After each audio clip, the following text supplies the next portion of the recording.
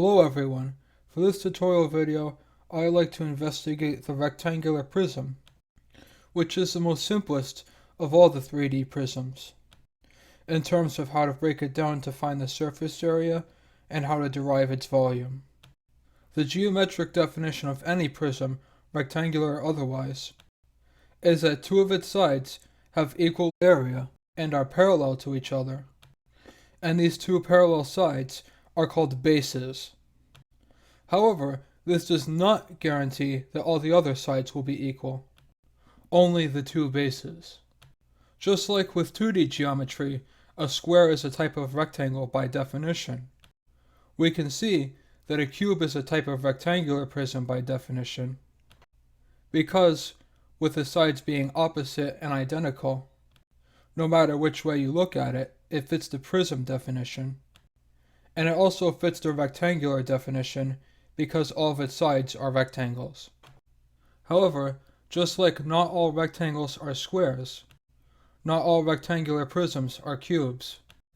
So we will study all rectangular prisms that are not cubes in this video. If we were to dissect a rectangular prism by taking it apart at the seams, we would see it follows a similar problem-solving pattern to the cube, except the edges that constitute the height would have different lengths or widths than the bases. So we would have to take this into account when we figure out the surface area. With all this in mind, the surface area would be all the individual areas of all the rectangles and squares, which would be different in different cases, as sometimes rectangular prisms have square bases, and sometimes they have non-square rectangular bases instead. So there would be no magic formula like a cube that works for them all. We would run into the same exact problem trying to figure out the volume too. But we can see it is still relatively easy like a cube, because it is simply the area of the base throughout the whole height, even when the height is not identical to the length or width.